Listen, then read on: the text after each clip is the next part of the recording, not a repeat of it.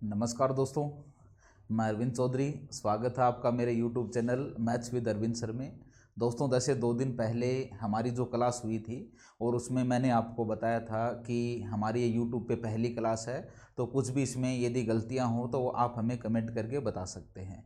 और स्टूडेंट ने जैसे लाइटिंग की प्रॉब्लम बताई और बोर्ड की प्रॉब्लम बताई, तो हमने उसको ठीक करने की कोशिश की है। मुझे उम्मीद है कि आप लोगों को अच्छा लगेगा और आप इससे भी हम और बेहतर हम बना सकते हैं यदि आप हमेशा हमसे जुड़े रहेंगे। तो दोस्तों, सबसे पहले मैं आपको बता देता हूं कि ये जो यूट्यूब चैनल है, इसके साथ ही हमारा जो स्कॉलर्स कैरियर एकेडमी का जो टेलीग्राम चैनल है वो आप सब लोग ज़रूर ज्वाइन करें।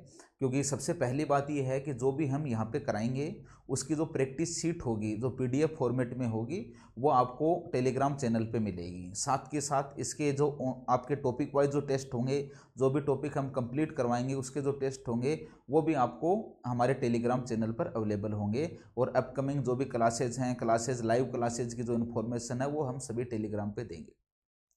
तो सबसे पहले दोस्तों, जैसे कि लास्ट क्लास में हमने डिस्कस किया था कि ये लॉकडाउन का टाइम है, तो इस लॉकडाउन के टाइम को हम और बेहतर कैसे बना सकते हैं। तो हमें कुछ ना कुछ ऐसा करना चाहिए ताकि हम हमारी रेगुलर क्लासेज में नहीं कर पाते हैं। तो मैंने आपको बताया कि एडवांस मैथ जो है एक ऐसा सब्जेक्ट है जिसमें ज़्यादा से ज़्यादा हमें प्रैक्टिस करने की ज़रूरत होती है। और एडवांस मैथ में भी यदि मैं बात करूँ कि ज्योमेट्री तो एक ऐसा पॉइंट है, एक ऐसा सब्जेक्ट है, एक ऐसा टॉपिक है कि जिसमें हमें बहुत ज़्यादा प्रैक्टिस करने की ज़रूरत होती है। तो इसलिए हमने पहले ये लास्ट क्लास में डिसाइड कर लिया था कि हम सबसे पहले ज्योमेट्री करेंगे। तो ज्योमेट्री हम किस टाइप से करेंगे दोस्तों? ज्योमेट्री या ज्यामिति में जो हमारा पहला टॉपिक होगा, ज्योमेट्री या ज्यामिति में जो हमारा पहला टॉपिक है, ये हमारा टॉपिक होगा line and angle. Line and angle, रेखाएं तथा कोण। लाइन एंड एंगल में क्या चीज़ें शामिल है मैं आपको बता देना चाहता हूं कि जैसे कोई भी यदि लाइन है, कोई भी एंगल है, तो उनका सिर्फ एक इंट्रोडक्शन करवाया जाता है। सिर्फ लाइन एंड एंगल में इतना ही है हमारे लिए। तो थोड़ा सा इस चीज़ का ध्यान रखना कि जैसे हम जिस तरीके से भी कोई भी टॉपिक कर रहे हैं, अब आप लोगों को पेन और रजिस्टर उठाने की ज़रूरत है ताकि प्रॉपर आपके नोट्स बन पाएँ। जो भी स्टूडेंट मुझसे पहले पढ़ चुके हैं, ज्योमेट्री जिन्होंने कर लिया है, उन स्टूडेंट्स को भी मैं कहूँगा कि वो भी पूरे वीडियो दोबारा देखें। कुछ नई थ्योरम्स आपके सामने आएंगी और कुछ नई PDF, नए क्वेश्चन प्रैक्टिस में आपके सामने आएंगे, और कुछ नहीं तो कम से कम रिवीजन आपका होगा ताकि और बेहतर हम बना सकें। तो पहला जो हमारा टॉपिक है लाइन एंड एंगल, इसमें सिर्फ हम इंट्रोडक्शन के बारे में आज डिस्कस करेंगे कि क्या लाइनें होती हैं, किस तरीके से एंगल होते हैं, एंगल के बीच में रिलेशन है। उसके बाद में दोस्तों जो दूसरा टॉपिक है हमारा, यह है ट्राइंगल या त्रिभुज। ट्राइंगल या त्रिभुज ये सबसे इंपॉर्टेंट है। मैं कहूँ ज्योमेट्री में यदि सबसे इंपॉर्टेंट यदि कोई टॉपिक है तो वो है ट्राइंगल या त्रिभुज। ये थोड़ा बड़ा भी है और इसमें बहुत सारी थ्योरम्स को हमें पढ़ना होगा, सीखना होगा, याद रखना होगा।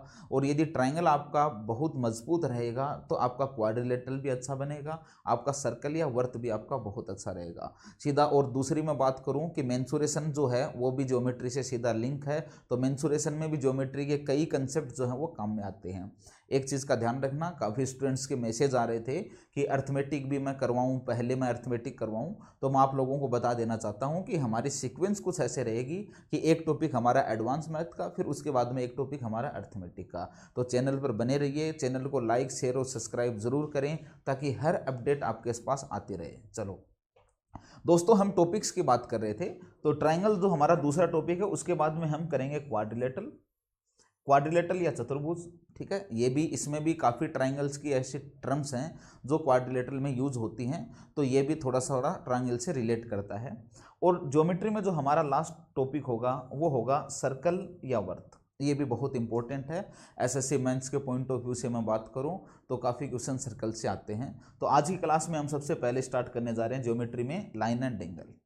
लेकिन दोस्तों, सबसे पहली बात यह है कि ज्योमेट्री को यदि हमें शुरू करना है तो ज्योमेट्री को शुरू करने से पहले हमें एक बार पॉइंट या बिंदु के बारे में पढ़ना होगा कि पॉइंट या बिंदु क्या होता है। डेफिनेशन की बात करूं तो पॉइंट या बिंदु एक ऐसा सर्कल है, एक ऐसा वर्त है जिसकी कोई त्रिज्या नहीं हो तो वह है बिंदु कहलाता है। A circle which do not have any radius then it will be point. मतलब कोई ऐसा सर्कल जिसकी कोई त्रिज्या नहीं हो तो वो क्या कहलाएगा? पॉइंट कहलाएगा। तो देखो, जैसे मैंने आपकी स्क्रीन पर यहाँ पे एक पॉइंट कर दिया, एक यहाँ पे ले लिया, एक यहाँ पे ले लिया, तो ये जो हैं कितने भी ले सकता हूँ, ये इन्फिनिटी होते हैं। तो ये जो हैं ये ऐसे सर्कल हैं जिनकी कोई भी रेडियस नहीं है, तो इसका मतलब हम इनको क्या नाम देंगे, ये पॉइंट या बिंदु बन गए हैं। मतलब ऐसा सर्कल जिसकी कोई भी रेडियस नहीं हो तो वो पॉइंट या बिंदु कहलाता है। ठीक है, ट्राइंगल को बनाने के लिए हमें किस टाइप के पॉइंट की जरूरत होती है, तो मैं आपके सामने अभी ये बताने जा रहा हूं कि पॉइंट या बिंदु जो हैं वो हम दो प्रकार के पॉइंट देखेंगे। सबसे पहले हम बात करेंगे कोलिनियर पॉइंट की या सरेखीय बिंदु की। उसके बाद में हम देखेंगे नॉन कोलिनियर पॉइंट या असरेखीय बिंदु। तो सरेखीय बिंदु क्या होते हैं, कोलिनियर पॉइंट क्या होते हैं, तो थोड़ा सा समझने की कोशिश करना। दो से अधिक बिंदु जो एक सीधी रेखा में हों सरेखीय बिंदु कहलाते हैं। More than 2 point lies on a single line will B collinear point. मतलब दो से ज्यादा बिंदु, दो नहीं दो से ज्यादा बिंदु जो एक सीधी रेखा में हों तो हम उन्हें क्या कहेंगे, कोलिनियर पॉइंट कहेंगे, हम उन्हें सरेखीय बिंदु कहेंगे। जैसे मैं थोड़ा सा यहाँ पे आप लोगों के लिए बना देता हूँ, थोड़ा सा आप और बेहतर देख पाओ, थोड़ा सा सीख पाओ। तो दोस्तों सबसे पहले हम बात करें कि जैसे कोई भी एक लाइन है, ये एक लाइन है, ये एक रेखा है, इसके ऊपर एक ये पॉइंट है, एक ये पॉइंट है, मतलब खूब सारे जो पॉइंट हैं, दो से ज़्यादा पॉइंट जो हैं, ये थोड़ा सा बाहर मैंने इसलिए बताया है ताकि आप लोग इसको देख सको। तो ये A B C D E ये सारे के सारे जो पॉइंट हैं, यदि ये इस लाइन पर हों, यदि इस रेखा पर हों, तो हम इन पॉइंट को, इन बिंदुओं को हम क्या नाम देंगे, ये कोलिनियर पॉइंट होंगे, सरेखीय बिंदु होंगे। तो मतलब दो से अधिक बिंदु जो एक सीधी रेखा पर हों तो वो सरेखीय बिंदु कहलाते हैं। ठीक है, तो अब हम उसके बाद में बात करें दोस्तों कि असरेखीय बिंदु क्या होते हैं, नॉन कोलिनियर पॉइंट क्या होते हैं। तो दो से अधिक बिंदु जो एक सीधी रेखा में नहीं हो असरेखीय बिंदु कहलाते हैं। More than 2 point doesn't lies on a single line will B non collinear point. जैसे मैं कोई एक पॉइंट यहाँ ले लिया, मैंने एक यहाँ ले लिया, एक यहाँ ले लिया, एक यहाँ ले लिया, तो ये सारे जो पॉइंट हैं, ये पॉइंट अलग अलग हैं, ये एक ही रेखा पर नहीं है, इसका मतलब ये पॉइंट क्या कहलाएंगे, नॉन कोलिनियर पॉइंट कहलाएंगे, असरेखीय बिंदु कहलाएंगे। मेरी बात आप समझ रहे होंगे कि सरेखीय और असरेखीय बिंदु क्या होते हैं। सरेखीय बिंदु दो से अधिक बिंदु जो एक सीधी रेखा में हो तो सरेखीय बिंदु होंगे, और यदि दो से अधिक बिंदु जो अलग अलग हो तो वो असरेखीय बिंदु होंगे। समझ रहे हो मेरी बात को। चलो उसके बाद में हम हमारा जो पहला पॉइंट है जो आज हम डिस्कस करना चाह रहे हैं वो मैं आपको बताऊंगा कि यदि दो रेखाएं एक दूसरे को प्रतिच्छेद करें तो उनके शीर्षाभिमुख कोण बराबर होते हैं। जैसा कि मैंने आपको बताया है कि हम बिल्कुल बेसिक से हम बिल्कुल हाई लेवल तक का मैथमेटिक्स हमारे इस चैनल में करेंगे। जो एडवांस मैथ या फिर मैं बात करूं कि जो ज्योमेट्री या फिर एडवांस मैथ का जो है वो हमारा 150 आवर कम से कम एडवांस मैथ का रहेगा, जिसमें हम कंप्लीट एडवांस मैथ आपका पूरा करने की कोशिश करेंगे। फिर भी यदि हमें और डिटेल में जाना होगा तो हम इसको और बेहतर तरीके से करेंगे। तो देखो, शीर्षाभिमुख कोण मतलब वर्टिकल अपोजिट एंगल। इसने कहा if any two line intersect each other then they're vertically opposite angle will be same. मतलब कोई भी दो लाइन यदि एक दूसरे को इंटरसेक्ट करती हैं, यदि एक दूसरे को प्रतिच्छेद करती हैं, तो उनके शीर्षाभिमुख कोण क्या होते हैं, बराबर होते हैं। तो देखो हमें प्रूव करना है, मैंने कहा कि हर एक थ्योरम को हम प्रूव करेंगे, हम बिल्कुल गहराई से इसको करेंगे कि ये चीज़ें हमें कैसे सोची है। तो देखो दोस्तों, जैसा कि इस डायग्राम में आपको दिखाई दे रहा है कि ये ए बी एक लाइन है, एक लाइन ये सी डी है, ये दोनों एक दूसरे को इंटरसेक्ट कर रही हैं, प्रतिच्छेद कर रही हैं। तो आप देखो एक एंगल यहाँ बना है, एक यहाँ बना है, एक यहाँ है, एक यहाँ है, तो 4 एंगल बने हुए हैं। तो वर्टिकली अपोजिट एंगल कौन से हैं, तो आप कहोगे एंगल 1 और 3 जो है ना वो वर्टिकली अपोजिट एंगल है, शीर्षाभिमुख है, मतलब शीर्ष के अभिमुख मतलब आमने सामने। ऐसे एंगल 2 और 4 क्या है, ये भी वर्टिकली अपोजिट एंगल है, शीर्षाभिमुख कोण है। तो एंगल 1 बराबर क्या होगा, एंगल 3, और एंगल 2 बराबर क्या होगा, एंगल 4। इसके लिए कुछ भी हमें कोई भी अदर कंडीशन की जरूरत नहीं होती है, वर्टिकली अपोजिट एंगल तो हमेशा बराबर होते हैं। तो थोड़ा सा यदि मैं इसको प्रूव करना चाहूं कि वर्टिकली अपोजिट एंगल हमने किस टाइप से बराबर किया है, तो थोड़ा सा देखो, जैसे ध्यान रखना हमें यह प्रूव करना है कि वर्टिकली अपोजिट एंगल हमेशा बराबर होते हैं। तो मैंने क्या किया कि एक लाइन जैसे कि आपके डायग्राम में भी है और मैंने आपके लिए यहां भी बना दी कि ये कोई भी एक लाइन है जिसको हमने ए बी नाम दे दिया, एक यहां से एक लाइन है जिसको हमने सी डी नाम दे दिया, और ये दोनों एक दूसरे को इस पॉइंट पर इंटरसेक्ट कर रही हैं। तो जैसे हमने क्या किया दोस्तों, एक एंगल यहाँ बन गया है, इसको एंगल 1 नाम दे दिया, इसको 2 नाम दे दिया है, इसको एंगल 3 नाम दे दिया है, इसको एंगल 4 नाम दे दिया है। तो ये जो एंगल हैं ये इस तरीके से बने हुए हैं। तो अभी हमें सबसे पहले क्या करना है, ध्यान लगाना, थोड़ा सा अपने स्क्रीन पर देखें आप, ये देखो कि ये जो लाइन ए बी है, इस लाइन ए बी में जैसे इनका जो इंटरसेक्टिंग पॉइंट है जहां पे इन्होंने प्रतिच्छेद किया है, तो इस इंटरसेक्टिंग पॉइंट में एक लाइन के एक ही तरफ बने हुए एंगल कौन कौन से हैं। तो आप इस लाइन को देखोगे तो आप उधर के लिए बताओगे कि एंगल 1 और 2 जो है वो एक ही साइड में बने हैं, और यदि हम इस तरफ देखेंगे लाइन के तो आप कहोगे 3 और 4 जो हैं वो एक ही तरफ बने हैं। आप यदि कोई स्टूडेंट आप में से ऐसे कहेगा कि नहीं मैं सीडी को देखूंगा, तो आप सीडी को देख सकते हो।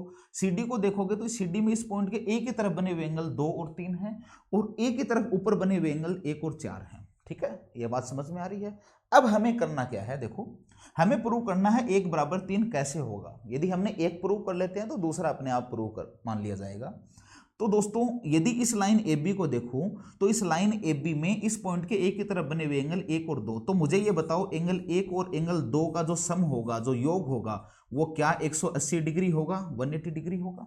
एक लाइन में किसी भी बिंदु में एक ही तरफ बने हुए एंगल का सम 180 डिग्री होता है। हमने पहले भी पढ़ा है, यदि नहीं भी पढ़ा है तो हम आगे की क्लासों में डिस्कस करेंगे। इसी तरीके से मैं अब सीडी लाइन को देखूं तो इस सीडी लाइन में लाइन के एक ही तरफ बने हुए एंगल 2 और 3 हैं। तो मुझे ये बताओ कि क्या angle 2 plus angle 3 is equal to मैं 180 लिख सकता हूं? लिख सकता हूं, नहीं लिख सकता? इक्वेशन 1 भी 180 के बराबर है, इक्वेशन 2 भी 180 के बराबर है, तो क्या इक्वेशन, इन दोनों इक्वेशन को मैं इक्वल कर सकता हूं? तो मैंने यहां पे क्या किया, एंगल 1 प्लस का angle 2 is equal to angle 2 plus का एंगल 3 कर दिया। दोस्तों एंगल 2 से एंगल 2 कैंसिल हो जाएगा कि नहीं होगा? यहाँ पे एंगल 1 बचा और यहाँ पे एंगल 3 बचा, और बीच में साइन किसका है, इक्वल टू का। यही हमें प्रूव करना था, यही मैं आपको बताना चाहता था कि यदि कोई भी दो लाइन किसी बिंदु पर एक दूसरे को प्रतिच्छेद करें तो शीर्षाभिमुख कोण वर्टिकली अपोजिट एंगल हमेशा बराबर होते हैं। मैं मानता हूँ कि ये बात समझ में आई होगी। किसी भी स्टूडेंट्स को यदि कोई भी चीज़ नहीं समझ में आई है तो वो वीडियो को बार बार में पॉज करके बैक करके वो देख सकता है, ताकि आप ये चीज़ बहुत अच्छे से समझ पाओ। मैंने बताया आपको, मैं दोबारा बता देना चाहता हूँ, ये पहली क्लास है, बिल्कुल बेसिक से हम लेकर चीज़ों को चलेंगे। प्रॉपर नोट्स बनाने हैं आप लोगों को, आप लोगों के कंप्लीट आपके पास स्टडी मटेरियल होगा, कंप्लीट नोट्स बनेंगे, तभी हम इन चीज़ों को अच्छी तरीके से कर पाएंगे। और ध्यान रखना कि ये जो टाइम मिला है लॉकडाउन का, ये टाइम अपनी चीज़ों को बेहतर करने का मिला है दोस्तों, उनको बिगाड़ने का नहीं मिला है। यदि आप कुछ भी नहीं करोगे तो इसका मतलब ये है कि जो कुछ भी आपको आता है वो सब जो आपने आज तक पढ़ा है वो सारी चीज़ें आपके दिमाग से चली जाएंगी। तो थोड़ा सा बने रहना है। तो चलो अगली पॉइंट की मैं बात करूं, थोड़ा सा एंगल के बीच में क्या रिलेशन होते हैं, तो हमें थोड़ा सा ये भी देखना होगा, क्योंकि अलग स्टेट के एग्जाम की बात करूं या फिर मैं एसएससी के एग्जाम की बात करूं तो वहां पे इस तरीके के इन पॉइंटों के ऊपर क्वेश्चन आए हुए हैं जो हम आगे डिस्कस करेंगे। तो देखो सबसे पहले हमारे पास में पूरक कोण या कॉम्प्लीमेंट्री एंगल। तो डेफिनेशन देखें तो यदि किसी दो कोणों का योग 90 डिग्री हो तो पूरक कोण कहलाते हैं। कोई भी दो एंगल का सम यदि 90 डिग्री हो तो उन्हें पूरक कोण बोलेंगे, कॉम्प्लीमेंट्री एंगल बोलेंगे। If sum of any two angle are equal to 90 degree then both angle called complementary angle. मतलब कोई भी दो कोण है आपके पास, ए बी मानो, अल्फा बीटा मानो, कुछ भी मान सकते हैं, यदि उन एंगल का जो सम है वो 90 डिग्री है तो हम उनको क्या बोलेंगे, कॉम्प्लीमेंट्री एंगल बोलेंगे, हम उनको पूरक कोण बोलेंगे। तो देखो जैसे मैंने कहा कि अल्फा और बीटा भाई कॉम्प्लीमेंट्री एंगल हैं, तो आप कह देना कि इसका मतलब इन दोनों का जो सम है ना वो कितने डिग्री है, 90 डिग्री। कोई आपको कहे कि भैया एंगल ए और एंगल बी है ना वो कॉम्प्लीमेंट्री एंगल है, तो आप कह देना इसका मतलब इन दोनों का सम कितना है, 90 डिग्री है। तो इस बात को हमेशा याद रखना। जैसे आपको एंगल ए की जरूरत पड़े तो आप क्या करोगे, इस 90 में से इस एंगल बी को आप माइनस कर दोगे तो आपके पास एंगल ए आ जाएगा। इसी तरीके से आपको एंगल बी चाहिए तो आप क्या करोगे, इस 90 डिग्री में से एंगल ए को आप माइनस कर देना तो आपके पास एंगल बी निकल के आ जाएगा। तो कोई भी एंगल आप निकाल सकते हो, किन्हीं भी दो एंगल का सम यदि 90 डिग्री हो तो वो एंगल क्या कहलाएंगे, कॉम्प्लीमेंट्री एंगल कहलाएंगे, पूरक कोण कहलाएंगे। ठीक है, समझ रहे हो बात को। चलो आगे मैं बात करूं संपूरक कोण, सप्लीमेंट्री एंगल। यदि किन्हीं दो कोणों का योग 180 डिग्री के बराबर हो तो उन्हें संपूरक कोण कहा जाता है। If sum of any two angle equal to 180 degree then both angle are called supplementary angle. जैसे हमने थोड़ी देर पहले क्या पढ़ा था, कॉम्प्लीमेंट्री एंगल, अब हम क्या देख रहे हैं, सप्लीमेंट्री एंगल। तो देखो जैसे किसी ने कहा अल्फा और बीटा ये सप्लीमेंट्री एंगल है, इसका मतलब क्या है कि अल्फा और बीटा का जो सम है ना वो कितने डिग्री है, 180 डिग्री है। कोई कहे कि भैया एंगल ए और एंगल बी जो हैं वो सप्लीमेंट्री एंगल हैं। इसका मतलब एंगल ए और एंगल बी का जो सम है वो कितने डिग्री होगा, 180 डिग्री। तो किन्हीं भी दो एंगल का सम यदि 180 डिग्री हो तो हम उन्हें क्या कहेंगे, सप्लीमेंट्री एंगल या समपूरक कोण। ठीक है, समझ रहे हो मेरी बात को। चलो देखो, कोई भी यदि दिक्कत है तो आप बता सकते हो। थोड़ा सा क्या है कि क्लास में मार्कर को किस तरीके से करना है, क्योंकि जल्दबाजी में बोर्ड वगैरह आया है, सब कुछ चीज़ें अरेंज की हैं, तो थोड़ा सा हो सकता है कि सही तरीके से सीधा नहीं लिखा हुआ है। लेकिन अगले वीडियो में और हम सुधार करेंगे, अगले में और सुधार करेंगे, 3-4 बाद में हम बहुत बेहतर कर सकते हैं। इसी तरीके से पहली बार हो सकता है कि आप लाइव क्लासेस पढ़ो, आप अपने लैपटॉप पे या मोबाइल पे पढ़ो तो आपको कुछ अजीब लगे, लेकिन यही चीज़ यदि आप 5-4 बार करोगे तो इसका मतलब ये आपको अच्छे लगने लग जाएगी। ठीक है, तो थोड़ा सा जीवन में इन चीज़ों का ध्यान रखना होता है।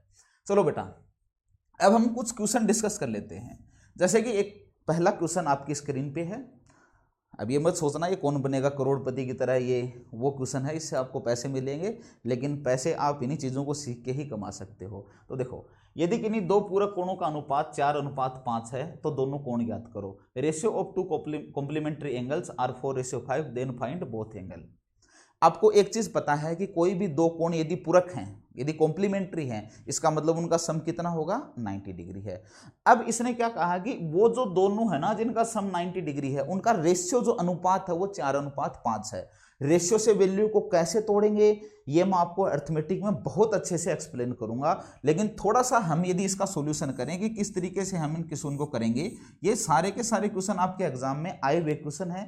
हो सकता है ये पहले आते थे, लेकिन हम धीरे धीरे ऐसे ही बेसिक से हम बिल्कुल उन चीज़ों पर चलेंगे जो आज के दिन कंपटीशन में पूछी जा रही हैं। तो देखो, इसने कहा है कि 4:5 है, दोनों जो पूरक कोण हैं, जो दोनों हमारे कॉम्प्लीमेंट्री एंगल हैं, उनका रेशियो 4:5 है। मतलब टोटल जो दोनों पूरक कोणों का सम 90 डिग्री है ना, उस 90 डिग्री को 4:5 में तोड़ना है। सीधा सा क्वेश्चन हमसे ये पूछा है कि दोनों एंगल यदि कॉम्प्लीमेंट्री हैं तो मतलब हमें पता है कि दोनों का सम 90 डिग्री है। यदि बोलता है कि दोनों एंगल सप्लीमेंट्री हैं, इसका मतलब दोनों का सम कितना होगा, 180 डिग्री है। तो हमें क्या करना है कि दोनों का सम यदि 90 डिग्री है, इस 90 डिग्री को 4:5 में तोड़ना है। मान लो क्वेश्चन आ जाए कि यदि कोई भी दो है उनका 5:7 है तो 5:7 में तोड़ना होगा। यदि 1:4 बोल दे तो 1:4 में तोड़ना होगा। तो देखो, इसने कहा है कि कोई दो पूरक कोणों का अनुपात 4:5 है तो दोनों कोण ज्ञात करो। तो मतलब हमें 90 डिग्री को 4:5 में तोड़ना है। तो 4:5 में कैसे तोड़ेंगे, 4:5 का मतलब 4 + का 5 टोटल कितना हो गया, 9। तो 9 मैं कहूँ कि ये हिस्सा कितना होगा, तो आप कहोगे कि ये हिस्सा 4/9 होगा, 4/9 होगा। समझ रहे हो बात को। मैं कहूं कि ये हिस्सा कितना होगा, तो आप कहोगे ये हिस्सा 5/9 होगा। किसका किसका, 90 का या 180 का, 90 का, क्योंकि इसने बोला पूरक कोण मतलब 90 का। तो 4/9 यदि 90 का निकालूंगा तो इसको 90 से मल्टीप्लाई करना पड़ेगा। 5/9 निकालूंगा तो इसको 90 से मल्टीप्लाई करना पड़ेगा। इससे ये कैंसिल 10, तो ये कितना आ गया, 50 डिग्री आ गया।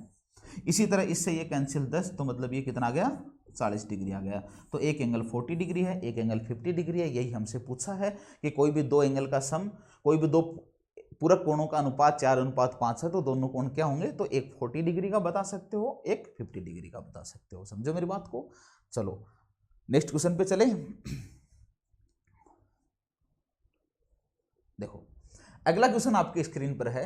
यदि कोई दो कोण अपने पूरक यदि कोई कोण अपने पूरक का 4 गुना है तो वह कोण ज्ञात करो। If any angle is 4 time of its complementary angle then find the angle. मतलब इसने कहा है कि अपने पूरक का 4 गुना है, तो ये कोई भी एंगल है वो अपने पूरक का 4 गुना है।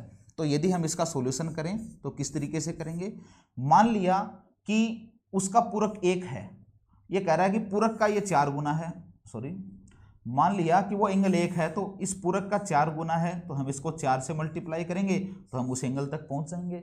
यदि ये कहता कि अपने पूरक का 5 गुना है तो हम इस एक को 5 से मल्टीप्लाई करते हैं। यदि कहता कि अपने पूरक का 10 गुना है तो हम इस एक को 10 से मल्टीप्लाई करते, यहाँ पे आता। यदि ये कहता कि अपने पूरक का 1/2 गुना है, 1/2 टाइम्स है, तो हम इस एक को 1/2 से मल्टीप्लाई करते, तो यहाँ पे आते। इसका मतलब एक यदि एंगल 1 है तो दूसरा इसका 4 गुना मतलब 4 है, तो दोनों एंगल के बीच में रेशियो क्या आ गया है, तो आप कहोगे दोनों के बीच में रेशियो आ गया 4:1।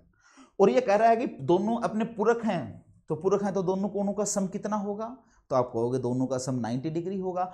इसका मतलब हमें 90 डिग्री को 4:1 में तोड़ना है, जो कि हम पहले क्वेश्चन में वैसे ही कर चुके हैं। तो 90 डिग्री को 4:1 में तोड़ेंगे तो 4:1 का मतलब क्या है, 4:1 का मतलब टोटल 5, तो ये हिस्सा तो हो गया 4/5 किसका, 90 का, और ये हिस्सा हो गया 1/5। ये पूछा ही नहीं, इसने कहा कि वो कोण ज्ञात करो, ठीक है। तो 4/5 इसको इससे कट कर दिया तो 18 टाइम कट हो गया, 18 को 4 से मल्टीप्लाई किया तो ये 76 डिग्री आ गया। और ये कह दे कि इसका पूरक बताओ, तो पूरक आपको पता है इसका बताना है, तो 90 में से माइनस कर दो या फिर 1/5 हिस्सा निकाल दो।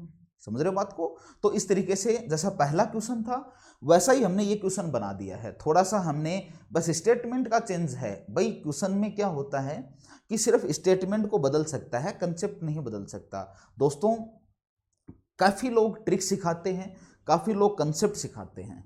ट्रिक से एक ट्रिक से आप 4 या 5 क्वेश्चन कर सकते हो, लेकिन कंसेप्ट जो है वो हमेशा आपके अप्लाई होते हैं किसी न किसी क्वेश्चन में। तो हमें ट्रिक्स नहीं सीखनी है, हमें पहले कंसेप्ट क्लियर करने हैं, बेसिक क्लियर करना है, उसके बाद में ट्रिक तो हम अपने आप ही बना सकते हैं। तो मेरी कोशिश ये रहेगी कि मैं आपका बेसिक जो है वो बहुत अच्छे से क्लियर कराऊं, बाकी आप साथ के साथ यदि जुड़ोगे तो हम बहुत बेहतर परिणाम हम निकाल सकते हैं। तो देखो अगला क्वेश्चन थोड़ा सा इस टाइप से आया आपके सामने कि कोण 47 डिग्री, देखो जैसे कोई भी जैसे 29 डिग्री है तो 29 के ऊपर एक डॉट आ गया तो 29 डिग्री है। तो इस तरीके से यदि कहेगी 29 मिनट तो 29 मिनट के लिए एक आ गया। ये कहे 29 सेकंड तो हम इसको डबल डॉट से कर देते हैं। ये हम सब ट्रिग्नोमेट्री में करने वाले हैं। तो देखो इसने क्या कहा है क्वेश्चन, इसने क्वेश्चन में हमें ये बोला बच्चों कि कोई भी एक एंगल दे रखा है, ये कह रहा है 47 डिग्री 49 मिनट और 23 सेकंड का पूरक कोण बताओ। आपको पता है इसका पूरक है मतलब दोनों का सम 90 डिग्री है।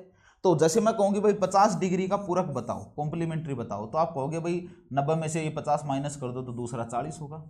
मैं आपको कहूँगी 20 डिग्री का कॉम्प्लीमेंट्री बताओ, तो आप कहोगे 90 में से 20 माइनस कर दो तो दूसरा 70 का आ जाएगा। मैं आपको कहूँगी 30 डिग्री का सप्लीमेंट्री बताओ, तो 180 में 30 माइनस कर दोगे तो 150 डिग्री आ जाएगा। मैं कहूँगी 10 डिग्री का सप्लीमेंट्री बताओ, तो 180 में 10 माइनस कर दोगे तो 170 आ जाएगा। ठीक है, मतलब दोनों का सम 90 डिग्री है। तो एक दे रखा है तो दूसरा 90 में से माइनस कर देंगे। यदि सप्लीमेंट्री दिया होता तो दूसरे को 90 में से 180 में से माइनस कर देते। तो इस तरीके से हम कर सकते हैं। तो देखो अभी इसने कहा है कि एक एंगल ये है तो दूसरा एंगल बताओ। दोस्तों जब भी कोई भी एंगल बनता है, जब भी कोई भी कोण बनता है, तो जैसे 90 डिग्री का कोई भी एंगल बनेगा ना, तो उसको हम ऐसे भी लिख सकते हैं 89 डिग्री, ठीक है, आगे 59 मिनट, आगे 60 सेकेंड। ठीक है, 89 डिग्री 59 मिनट और 60 सेकेंड। यदि 70 डिग्री का एंगल बनाना है तो हम इसको लिख सकते हैं 69 डिग्री 59 मिनट और 60 सेकेंड। इस टाइप से हम इनको रिप्रेजेंट कर सकते हैं। ठीक है, तो देखो हमारा क्वेश्चन क्या है। अब मैं दोबारा एक बार क्वेश्चन की तरफ चलता हूँ, थोड़ा सा आप इनको देख सकते हो, आप लिख भी सकते हो। कोई भी चीज़ यदि जल्दबाजी में हमने कर दिया तो आप उसका स्क्रीनशॉट भी ले सकते हो, कोई खास इश्यू नहीं है। आपके लिए जान हाजिर है दोस्तों, बस थोड़ा सा आप बने रहिए चीज़ों को सीखने के लिए। अब इसने कहा है कि एक एंगल 47 डिग्री 49 मिनट 23 सेकेंड है, तो इसका पूरक बताओ। यदि संपूरक होता ना दोस्तों तो हम 180 में से इस एंगल को माइनस करते, 180 में से माइनस करते, लेकिन इसने कहा कि इसका पूरक बताना है, कॉम्प्लीमेंट्री बताना है, तो 90 डिग्री में से हम इसको माइनस करेंगे। तो मैंने क्या किया, इसका जब मैं सॉल्यूशन करूंगा तो कुछ इस टाइप से लिखूंगा। मैंने पहले, क्योंकि ये इस टाइप से लिखा हुआ है तो मैंने 90 डिग्री को लिख दिया है, क्योंकि जैसा है ना हमें वैसा ही बनना पड़ता है।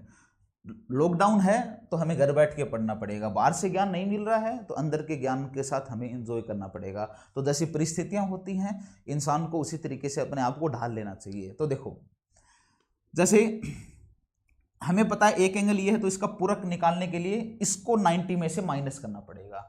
तो 90 को मैंने लिखा पहले तो इस फॉर्मेट में 89 डिग्री 59 मिनट और 60 सेकेंड। अब इसमें से यदि मैं माइनस कर दूं ये एंगल कौन सा, या फिर आप ऐसा करो कि ये 90 डिग्री है तो ये किसके इक्वल होता है, एक एंगल जो हमने निकालना वो मान लिया हमने थीटा, और जो हमें दे रखा है वो क्या है 47 डिग्री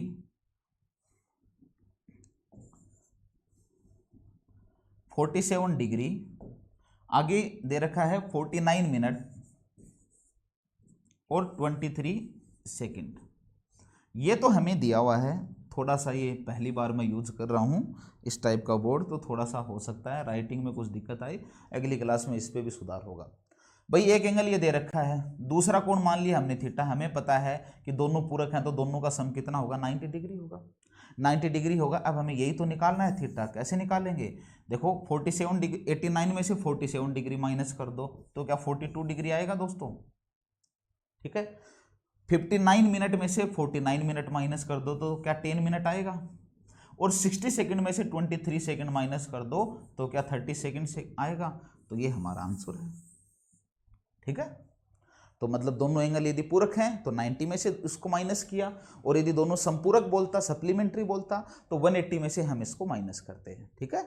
चलो, आसन कोण एडजेसेंट एंगल। आसन कोण क्या होते हैं, दो कोण आसन कोण कहलाएंगे यदि एडजेसेंट एंगल बनाने के लिए कुछ प्रॉपर्टी है एडजेसेंट एंगल की, वो सेटिस्फाई होनी चाहिए।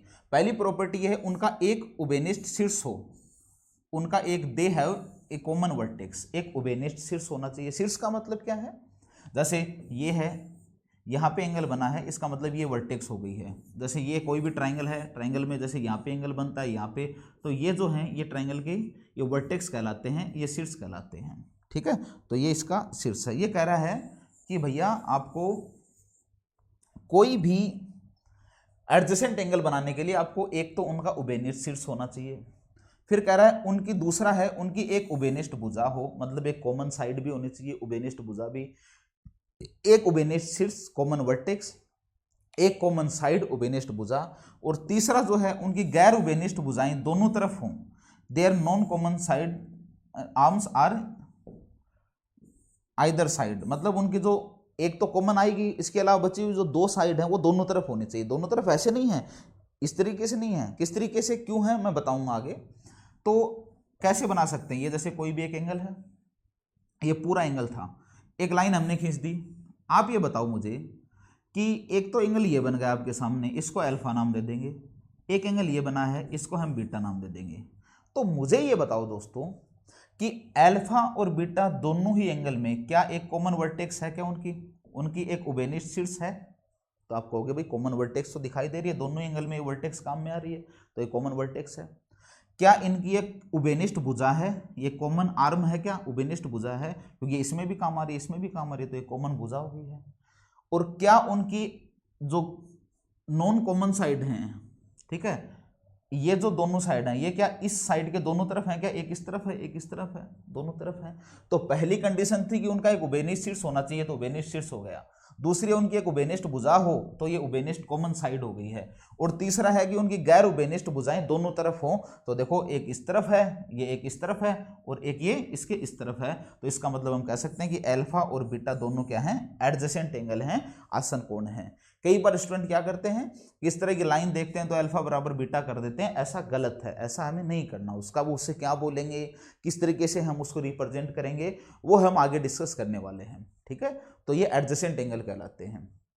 अब आपके दिमाग में बात ये आ रही होगी कि कोई भी एक ऐसे एक एंगल है, आप कह दोगे कि सर ये भी, जैसे ये दो एंगल हैं, इनमें भी एक क्या है, कॉमन साइड है, एक कॉमन वर्टेक्स है, और इसकी जो गैर उभयनिष्ठ भुजाएं वो दोनों तरफ हैं, तो क्या ये एडजेसेंट एंगल हैं। देखो ये एडजेसेंट एंगल हो सकते हैं, लेकिन अभी हमें कंडीशन क्या है, एक बार मैं उससे पहले आपको लीनियर पेयर एंगल के बारे में कुछ बता देता हूं, रेखीय युग्म कोण के बारे में कुछ बता देता हूं। लीनियर पेयर एंगल रेखीय युग्म कोण के बारे में हम पढ़े। रेखीय युग्म कोण आसन कोणों का एक युग्म है, अभी थोड़ी देर पहले मैं बताया ना कि आसन कोण भी हो सकते हैं, लेकिन क्या प्रॉपर्टी होगी हमें देखना है। आसन कोणों का एक युग्म है कि मतलब जिस तरीके से एडजेसेंट एंगल बनते हैं उसी तरीके से लीनियर पेयर एंगल बनते हैं, जिसकी गैर उभयनिष्ठ भुजाएं विपरीत किरण में हो, मतलब जो दो नॉन कॉमन साइड थी ना वो ऐसे किरण में हो, सीधा एक इधर है तो बिल्कुल सीधी दूसरी इधर होनी चाहिए।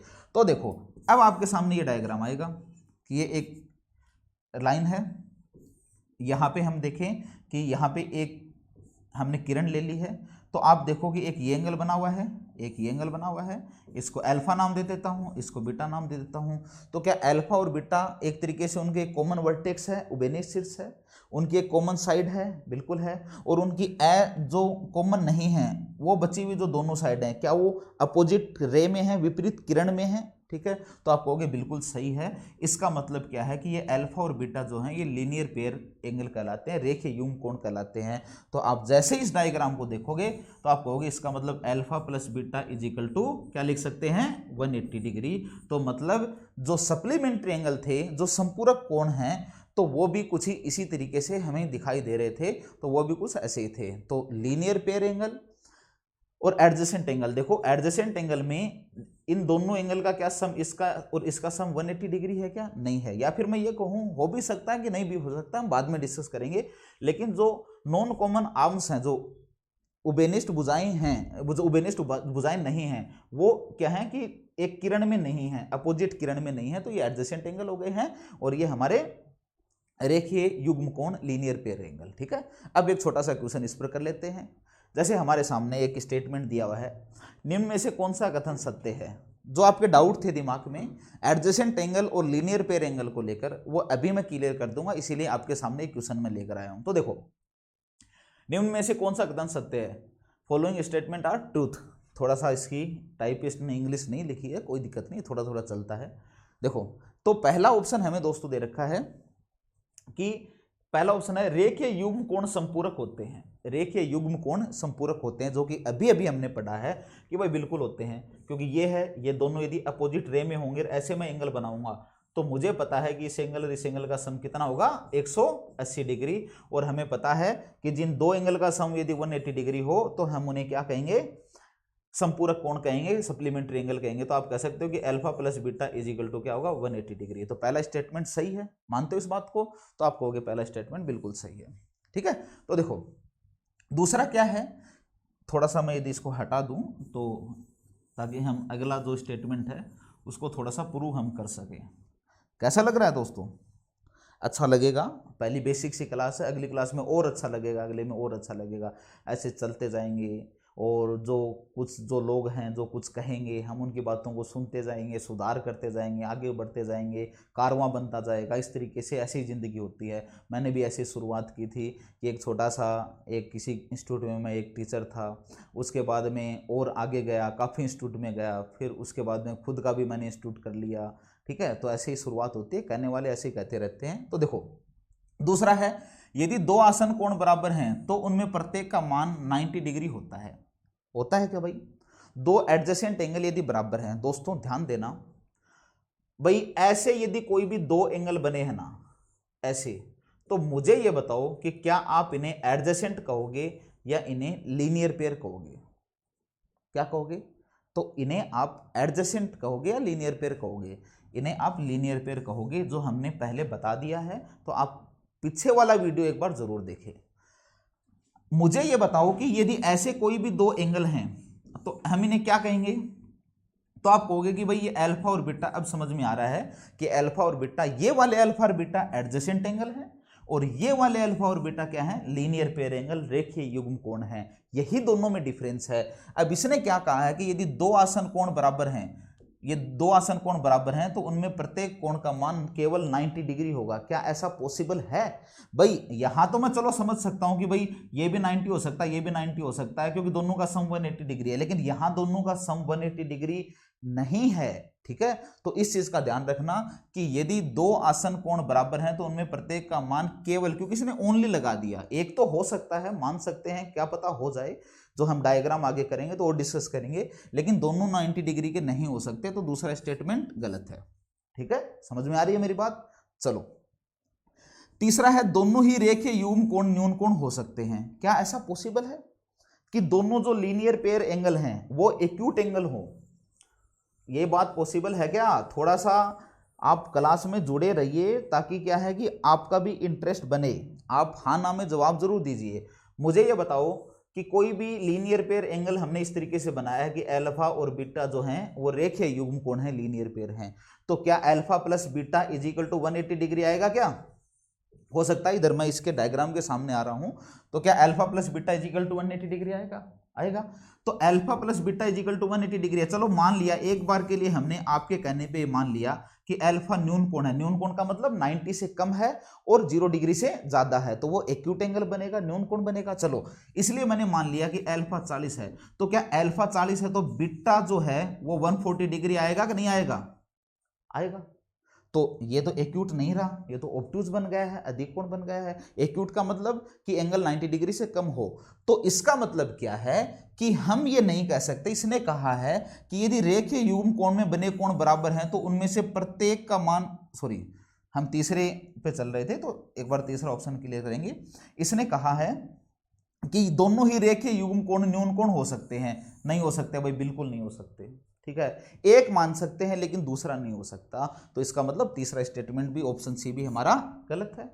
अब हम ऑप्शन 4 पे चले। चलो, यदि रेखीय युग्म कोण में बने कोण बराबर हों तो उनमें से प्रत्येक का मान 90 डिग्री होगा, ठीक है भाई। यदि दोनों एंगल यदि बराबर होना, तो अब कह रहा है भाई मुझे ये बताओ कि कोई भी दो एंगल का सम 90 डिग्री है और दोनों यदि बराबर हैं तो क्या प्रत्येक 90 डिग्री, सॉरी दो एंगल का सम यदि 180 डिग्री है और दोनों एंगल यदि बराबर हैं तो क्या प्रत्येक एंगल 90 डिग्री का होगा कि नहीं होगा? तो बिल्कुल होगा। या फिर मैं डायग्राम से समझूं कि कोई भी यदि हमारे पास कोई भी एक लाइन है, इस लाइन में ये जो एंगल है हमें पता है ये अल्फा है, ये बीटा है। अल्फा और बीटा दोनों ही क्या है? ये लीनियर पेयर एंगल है, ये रेखीय युग्म कोण है। तो क्या alpha plus beta is equal to 180 degree आएगा कि नहीं आएगा? तो आप कहोगे बिल्कुल आएगा, बिल्कुल आएगा। तो इसने कहा कि यदि रेखीय युग्म कोण में बने कोण बराबर हैं तो मुझे ये बताओ कि 180 डिग्री टोटल आएगा और 180 डिग्री को दो भागों में, बराबर भागों में बांटना है, तो क्या प्रत्येक कोण 90 डिग्री का आएगा कि नहीं आएगा? बिल्कुल आएगा। तो इसका मतलब ऑप्शन 4 भी सही है। अब देखो इसने कहा कि ओनली ए, तो ओनली ए तो है ही, ए बी डी तो ये भी गलत है, सी एंड डी ये भी गलत है। इसने कहा ए एंड डी जो है ये सही है, तो चलो हम इसको सही कर लेते हैं। तो जैसा कि मैंने बताया कि हो सकता है, जैसे मैं पहले बता रहा था कि adjacent angle, linear pair angle, तो आपको लगा कि आपको आता है, लेकिन इनमें क्वेश्चन किस तरीके से आते हैं ये हमें पता होना चाहिए। ज्योमेट्री में आता बहुत कुछ है, किसी से भी पूछेंगे वो कहेगी ज्योमेट्री आता है, लेकिन बात क्या है कि ज्योमेट्री में जो क्वेश्चन आते हैं उनमें जो चीज़ें हमें आती हैं उनको अप्लाई कैसे करना है ये हमें सीखना है, और ये तभी सीख पाएंगे जब बिल्कुल बेसिक कंसेप्ट हमारे क्लियर होंगे, ठीक है। तो चलो दोस्तों एक और क्वेश्चन ले लेते हैं इसी पे। इसने कहा दिए गए चित्र में a माइनस बी बराबर 40 डिग्री है, तो a तथा b का मान ज्ञात करो। In the given figure a minus b is equal to 40 degree, then find value of a and b। तो मुझे बताओ कि क्या ये a और b लीनियर पेयर हैं, क्या रेखीय युग्म एंगल हैं? तो मुझे बताओ कि क्या मैं कह सकता हूं क्या एंगल a और b का जो सम होगा, मैं इस तरफ हो जाता हूं ताकि आपको थोड़ा सा ये साफ दिखाई दे। जब लाइव क्लासेज होंगे ना तो आप लोग क्या है कि कमेंट करा के बताते रहोगे कि सर इधर होना है, इधर होना है, बीच में होना है, कैसा लग रहा हूँ, ठीक लग रहा हूँ। अब तो मैं पूछो भी किससे, मैं तो कैमरे के सामने हूँ, कैमरा बोल नहीं पाता है, ठीक है। तो इसलिए लाइव क्लासेज में सारी चीज़ें आपकी दूर हो जाएंगी। चलो ए और बी जो है तो दोनों लीनियर पेयर एंगल हैं, तो मुझे ये बताओ कि क्या एंगल ए और एंगल बी का जो सम होगा वो 180 डिग्री होगा, क्या होगा कि नहीं होगा? होगा। तो आप कह सकते हो वी नो दिस, हम ये जानते हैं या फिर हमने पहले पढ़ लिया है। तो यहाँ पे ये लिखना तो ठीक नहीं लगेगा, पहले पढ़ लिया है, लेकिन हमने लिख दिया कि a प्लस बी बराबर 180 डिग्री है और a माइनस बी बराबर 40 डिग्री इसने दिया हुआ है, तो इसको भी लिख लेते हैं वरना ये नाराज होगा। a minus b is equal to क्या है 40 डिग्री, ये हमें गिवन है, तो इसके आगे जरूर लिखूंगा ताकि आपको कंफ्यूज नहीं हो, ठीक है। दोनों इक्वेशन को मैं सोल्व करता हूं तो क्या b से b कटेगा मेरे भाई? b से b कट गया है। a प्लस ए कितना है 2a, और ये 180 प्लस 40 कितना आएगा 220। तो a की वैल्यू निकालनी है तो ये 2 नीचे चला गया तो क्या 110 आएगा, क्या सही है? तो a is equal to 110, a की वैल्यू 110 है तो चाहे तो इक्वेशन 1 में रख दो चाहे 2 में रख दो। a की वैल्यू यदि इक्वेशन 1 में हम रखेंगे तो इसका मतलब b इज इक्वल टू हमारे सामने कितना निकल के आएगा 70 डिग्री, या फिर वैल्यू रखने की जरूरत ही नहीं है क्योंकि आप ऑब्जेक्टिव एग्जाम की तैयारी कर रहे हो तो सीधा सा पता दोनों 180 डिग्री के होंगे, तो एक की वैल्यू यदि 110 है तो दूसरे की क्या बनेगी 70। तो इस टाइप के क्वेश्चन एग्जाम में आ जाते हैं, तो हमें इनका पता होना चाहिए। अगली क्लासों में जैसे जैसे चलेंगे बहुत बेहतर चीज़ें हम करते जाएंगे, बहुत बेहतर तरीके से करते जाएंगे, तो थोड़ा सा बने रहिए चैनल पे। चलो अगला एक और क्वेश्चन भी ऐसा ही है, दिए गए चित्र में x का मान ज्ञात करो। What is the value of x in the given figure. आप बताओ कि इन दोनों का सम कितना होगा, खुद बताओ। चलो 180 डिग्री होगा, 180 डिग्री होगा तो इसका सोल्यूशन यदि हम करें, ठीक है।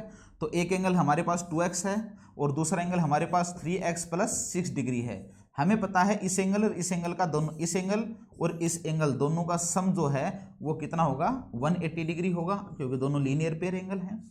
तो 2x और 3x को ऐड कर दिया तो दोस्तों कितना आ गया, 5x। ठीक है, 2x और 3x को ऐड कर दिया तो 5x आ गया, और ये 6 उधर चला गया तो 180 में से 6 माइनस हुआ तो क्या 174 बनेगा, क्या 174 आ गया। हमें तो x की वैल्यू निकालनी है, x की वैल्यू निकाली तो 5 जाके इससे डिवाइड हो गया, तो 174 को हम 5 से डिवाइड करेंगे तो 17 जो 5 से डिवाइड 3 बार ये हो गया 2, फिर ये 4 ले लिया तो 5 4 20, बचा कितना 4, तो 34.8 डिग्री है। इसने पूछा है कि बताओ x की वैल्यू बताओ, तो x की वैल्यू 34.5 डिग्री। तो क्वेश्चन सारे ही आसान है, ये तो चलो बेसिक है, हमने आगे भी लिख रखा है, बिल्कुल बेसिक इंट्रो है इसका, लाइन एंड एंगल का। लेकिन कैसे कैसे क्वेश्चन अच्छे होंगे वो मैं आपको धीरे धीरे आपके सामने सारी चीज़ें होंगी, प्रैक्टिस शीट भी होंगी, बहुत सारे क्वेश्चन उस पर डिस्कस करने वाले हैं। लंबा लॉकडाउन चलने वाला है तो हम भी लंबी क्लासेज लेते जाएंगे, बहुत अच्छे से घर में रहेंगे। सेहत का जरूर ध्यान रखना भाई, मेरा भी वेट मुझे लग रहा है थोड़ा बढ़ गया है, लेकिन मैं इसको कम करूँगा थोड़ा। चलो आगे क्या है, नंबर 4 क्वेश्चन क्या है कि यदि रेखा P और Q पर एक किरण OS स्थित है, किरण OR तथा OT क्रमशः कोण POS तथा कोण SOQ के समद्विभाजक है। समद्विभाजक का मतलब कि कोई भी एक एंगल बना हुआ है ना भाई, कोई भी एक लाइन आई जिसने इस एंगल को 2 बराबर भागों में डिवाइड कर दिया, इसका मतलब ये लाइन क्या कहलाएगी, समद्विभाजक, एंगल बाइसेक्टर। ठीक है, एंगल बाइसेक्टर या समद्विभाजक का मतलब, इसको कई बार द्विभाजक भी बोल देते हैं, कई बार समद्विभाजक भी बोल देते हैं, तो बात एक ही है। इसने कहा कि एक रेखा P और Q पर एक किरण OS स्थित है, किरण OR तथा OT क्रमशः POS तथा SOQ के समद्विभाजक है। यदि POS is equal to alpha तो एंगल ROT का मान ज्ञात करो। ठीक है, तो इस टाइप से एक क्वेश्चन हमें दिया गया है, तो चलो हम इसका सॉल्यूशन करते हैं। दोस्तों कई बार क्या होता है पता है, कोई भी जैसे लाइन है ना, कोई भी लाइन को कई जगह तो आप देखोगे तो उस लाइन को जैसे AB लिखा हुआ मिलेगा, कई जगह देखोगे तो कोई भी लाइन ABC है, तो इसमें कंफ्यूज मत होना। ABC का मतलब उस लाइन पर 3 पॉइंट है, AB का मतलब कोई भी 2 पॉइंट फिक्स कर रखे हैं हमने। ठीक है, तो ये बेसिक सी चीज़ें हैं, मुझे पता है, मेरा विश्वास है कि आपको आता है, लेकिन फिर भी मैं हमेशा ये सोच के पढ़ाता हूँ कि आपको कुछ भी नहीं आता, सिखाने की कोशिश करता हूँ आप लोगों को। बाकी आपको आता बहुत कुछ है, मुझसे भी बहुत आगे हो आप, और हमेशा आगे ही रहो दोस्तों, मैं भी यही चाहता हूँ। चलो यदि रेखा P और Q, चलो एक लाइन ले ली हमने और इसको POQ नाम दे दें, कहीं भी इसमें पॉइंट ये O ले लिया और ये Q ले लिया है, इसको थोड़ा सा ये सही सेट हो जाएगा, 1-2 दिन में हाथ इसके सही सेट हो जाएगा तो आप समझ जाओगे ना। चलो फिर कह रहा है कि किरण OS है, कोई भी एक किरण ले ली है, ये हमने एक O तो है ही हमारे पास पहले से, यहाँ पे इसको OS नाम दे दिया। फिर कह रहा OR तथा OT POS मतलब ये एंगल, और S और Q SOQ इसके समद्विभाजक हैं, बाइसेक्टर हैं, एक OR है और एक क्या है OT है। तो एक तो हमने यहाँ से OR ले लिया भाई, इसका समद्विभाजक है ना वो तो OR है, इस पूरे एंगल का तो बाइसेक्टर, मतलब इस लाइन ने क्या किया, इस पूरे एंगल को 2 बराबर भागों में बांट दिया है। ठीक है, और इस QOS का जो बाइसेक्टर है इसको क्या नाम दिया है, इसने OT नाम दिया है। तो एक ये हमारे पास एक ये OT आ गया। अब इसने कहा है कि यदि POS बराबर अल्फा, POS मतलब इस पूरे एंगल को इसने अल्फा नाम दिया है। फिर इसने कहा तो ROT का मान बताओ, ROT मतलब इसने ये पूछा, थोड़ा सा मैं इसको अलग कलर से दिखा देता हूँ, क्योंकि अभी तो हम यूज कर सकते हैं ब्लैक वाइट बोर्ड पे तो एक ही तरह के कलर होते हैं, या तो थोड़ी सी ज़िंदगी कलरफुल सी हो गई है, तो देखो जब हो गई है तो उसको काम में लेना चाहिए। तो चलो दोस्तों मुझे ये बताओ कि ये अल्फा है, तो क्या ये पूरा एंगल, ये जो पूरा एंगल है, ये जो पूरा एंगल है ये अल्फा है, तो क्या 180 डिग्री माइनस अल्फा होगा कि नहीं होगा, होगा। ये 180 डिग्री माइनस अल्फा, और ये लाइन जो है ना वो इस पूरे कोण को 2 बराबर भागों में बांटती है। तो मैं कहूँ कि ये जो इतना सा जो टुकड़ा है, ये इतना सा टुकड़ा, ये जो इतना सा टुकड़ा है हमारे पास, ये जो है, ये जो ब्लू कलर में मैंने बताया है, ये इस 180 डिग्री माइनस अल्फा का आधा होगा कि नहीं होगा, बिल्कुल होगा। तो आप कहोगे कि 180 डिग्री माइनस अल्फा का हाफ कर दो, तो हाफ जैसे करेंगे तो ये बनेगा, ये 180 को 2 से डिवाइड करें 90 डिग्री और माइनस अल्फा बाई 2, ये बनेगा भाई, मानते हो। ऐसे ही मैं यदि इधर बात करूं, मैं इधर बात करूं तो मेरे सामने क्या है दोस्तों कि ये एंगल पूरा अल्फा है और ये जो लाइन है ना, ये लाइन ये इस पूरे एंगल अल्फा का बाइसेक्टर द्विभाजित है, मतलब इस कोण को दो बराबर भागों में डिवाइड किया है। तो क्या ये एंगल, ये जो एंगल है ये पूरा अल्फा है, तो क्या ये एंगल अल्फा बाई 2 लिख सकता हूं क्या? लिख सकते हैं, तो आपको बिल्कुल लिख सकते हैं। इसने पूछा है एंगल आर ओ टी, मतलब इसको और इसको ऐड करना है, इसको और इसको ऐड करना है, कर दो भाई ऐड। ठीक है, आपके सामने है। तो एक एंगल तो था हमारे पास क्या 90 माइनस का अल्फा बाई 2, दूसरा एंगल हमारे पास सिर्फ अल्फा बाई 2 है, तो दोनों को ऐड कर देते हैं, इससे ये कैंसिल हो गया, तो आंसर हमारा क्या गया 90 डिग्री। इस पर एक थ्योरम भी है। थ्योरम किस टाइप से है कि कोई भी लीनियर पेयर एंगल हैं दो, उनके बाइसेक्टर हैं, तो उन दोनों बाइसेक्टर के बीच में जो एंगल बनता है वो कितने डिग्री का होगा, तो आप बता सकते हो 90 डिग्री का होगा, जो कि इस टाइप से है। थोड़ा सा पोज करके क्वेश्चन को समझिए, घर पे कोशिश करें ताकि ये चीज़ें बहुत अच्छे से क्लियर हों। ठीक है, नेक्स्ट चलें। चलो आगे हम बात करें दोस्तों कि अगला जो क्वेश्चन है कि यदि रेखाएं ए बी तथा सी डी एक दूसरे को बिंदु ओ पर प्रतिच्छेद करती हैं तो कोण AOC और COB का रेशियो दे रखा है 7:11। फिर इसने हमसे पूछा है कि कोण BOD बताओ। If two line AB and CD intersect each other at point O and angle AOC ratio angle COB is equal to 7:11, then find value of angle BOD। चलो थोड़ा सा क्या है, बेसिक सी चीजें है ना, तो आपको थोड़ा सा बोर कर सकती हैं क्योंकि आपको आता है। मैं मान के चलता हूँ कि आपको आता है, लेकिन मैं ये मान के सिखाता हूं कि आपको कुछ भी नहीं आता है। ठीक है, तो चलो ये कह रहा है AB और CD एक पॉइंट O पर प्रतिच्छेद करती हैं। ये लाइन AB ले ली भाई, चलो ये AB आ गई है, और एक हमारे सामने है CD, ये CD लाइन है, ये पॉइंट O पर इंटरसेक्ट करती हैं, तो इंटरसेक्टिंग पॉइंट को O लिख दिया, तथा कोण AOC और COB, AOC और COB, इसने कहा कि ये जो AOC एंगल है और ये जो COB एंगल है, मुझे पहले ये बताओ कि इन दोनों एंगल का सम कितना होगा। मैं पहले आपसे डिस्कस कर चुका हूं, तो आप कहोगे कि इन दोनों का सम कितना होगा 180 डिग्री। इस एंगल इसका सम 180 डिग्री है और इसका रेशियो दे रखा है 7:11, 7:11। तो क्या मैं इस 180 डिग्री को 7:11 में डिवाइड कर सकता हूं, बांट सकता हूं? बिल्कुल बांट सकते हैं। 7:11 का मतलब है कि 7 + 11 18, मतलब ये भाग तो कितना है 7/18, किसका 180 का, बिल्कुल 180 का। इससे कैंसिल 10, इसका मतलब ये एंगल आ गया 70 डिग्री। और ये मैं बात करूं कि ये कितना है, तो आप ये कहोगे 11/18, किसका 180 डिग्री का। तो 180 का 11/18 कर दिया, 10 है, 11 × 10 कितना 110 डिग्री। तो ये एंगल आ गया कितना 70 डिग्री का, ये एंगल आ गया 110 डिग्री का। लेकिन ना इसने ये पूछा है ना इसने ये पूछा है, इसने पूछा BOD बताओ। तो BOD मतलब ये एंगल पूछा है। दोस्तों मुझे ये बताओ कि ये यदि 70 है तो क्या ये 70 नहीं होगा? बिल्कुल होगा, वर्टिकली अपोजिट एंगल, शीर्षाभिमुख कोण। तो हमारा आंसर कितना आ गया है 70। मेरा विश्वास है कि आप लोग समझ पा रहे होंगे बात को। नहीं भी समझ पा रहे हैं तो आप दोबारा इसको पॉज करके या दोबारा इसको थोड़ा सा पीछे करके देख सकते हैं, बहुत बेहतरीन समझ में आएंगी। फ़ॉन्ट वगैरह की दिक्कत मुझे को लगता है कि शायद नहीं होगी। तो देखो एक और क्वेश्चन हम डिस्कस कर लेते हैं। चलो, इसने कहा है कि यदि रेखा P और POQ में किरण OR रेखा PQ पर लंब है। चलो इसका सॉल्यूशन करते हैं भाई। इसने कहा कि कोई भी एक लाइन है, लाइन का क्या नाम दिया है, रेखा का क्या नाम दिया है POQ, मतलब PQ नाम दे दूं और इस पर कोई भी पॉइंट है O मेरे पास। फिर इसने कहा कि OR रेखा PQ पर लंब है। अब भाई O तो है ही, तो R यहाँ पे ले लें, तो ये OR लंब है, मतलब बिल्कुल 90 डिग्री का कोण बनाती है। अब इसने कहा है कि किरणों OP तथा OR के बीच OS एक अन्य किरण है। ये तो OP है, ये OR है, इससे बीच में कह रहा है OS एक अन्य है, तो चलो ये OS ले लिया। अब इसने कहा तो ROS निम्न में से किसके बराबर होगा? ROS मतलब ये एंगल हमसे पूछा है कि ये किसके बराबर होगा। चलो मान लिया कि इसको ये अल्फा है, ठीक है, ये एंगल पूछा ना हमें। तो अब ये देखना है कि अल्फा कैसे आ सकता है। ऑप्शन ए से आ सकता है, ऑप्शन बी से आ सकता है, सी से आ सकता है, कैसे आ सकता है, यही हमें चेक करना है।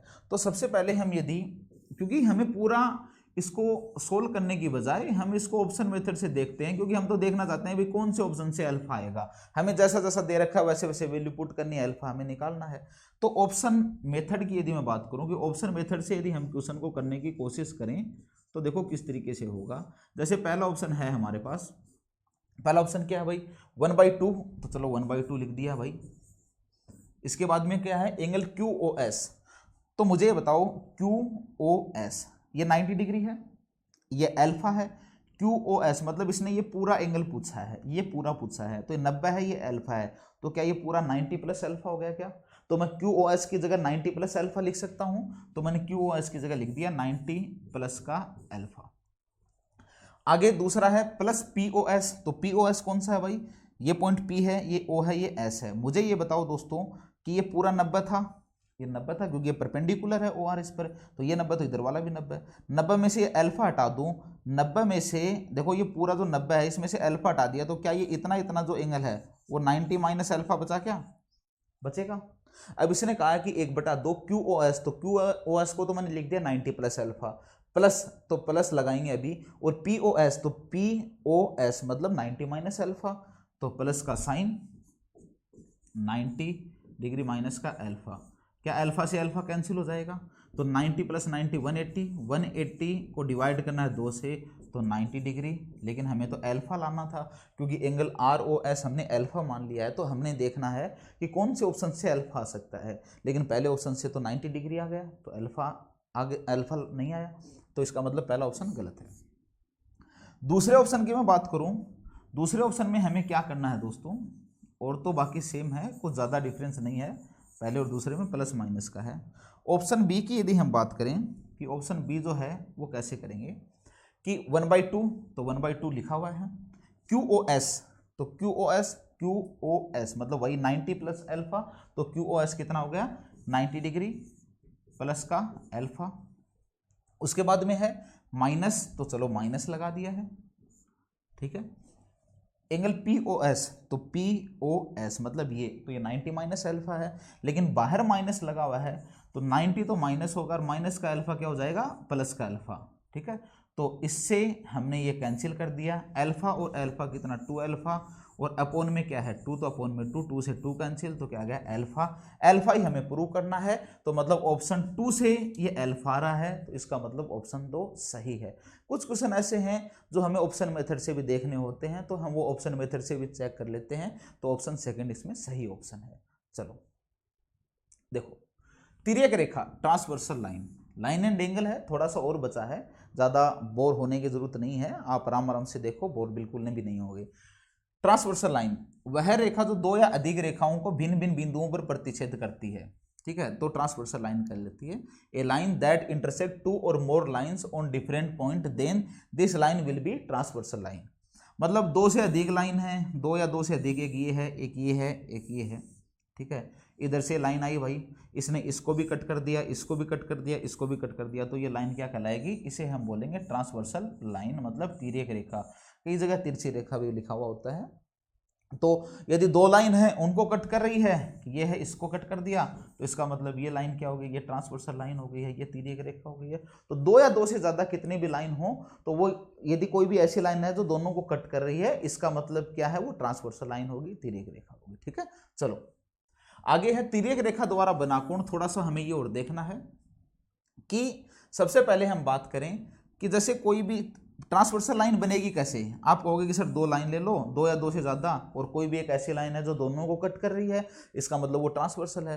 तो देखो दोस्तों, जैसा कि डायग्राम में देख सकते हो या यहाँ देख सकते हो, ये कोण 1 बन गया है, ये 2 बन गया है, ये 3 बन गया है, ये 4 बन गया है, तो इस तरीके से यहाँ पे 4 कोण बने हैं। ऐसे इस इंटरसेक्टिंग पॉइंट पे बने हैं भाई एंगल, इसको 5 नाम दे दें, इसको 6, इसको 7 एंगल, और ये एंगल 8, तो ये एंगल, इतने एंगल बन गए हैं हमारे सामने। तो देखो ये एंगल 5 था।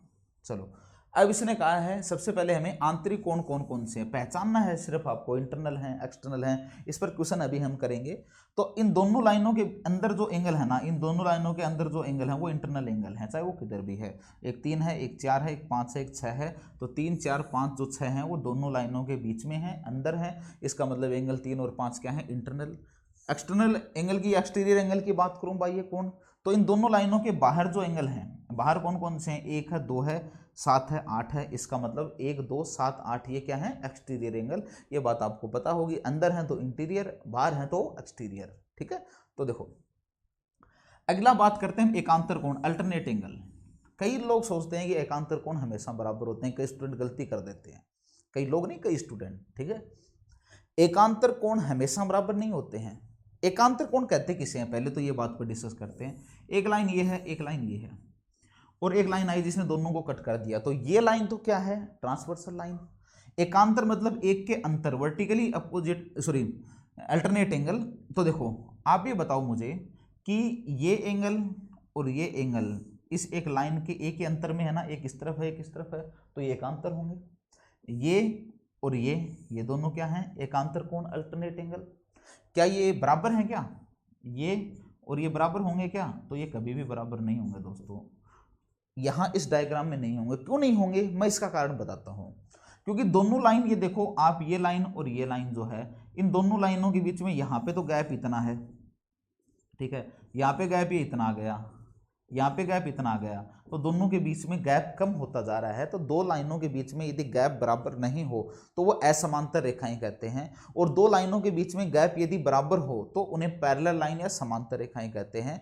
तो यदि दोनों लाइनें पैरेलल हैं आपकी, एक ये है और एक ये है, इसको मैंने जैसे लाइन एम नाम दे दिया, और दोस्तों इसको मैंने लाइन एन नाम दे दिया।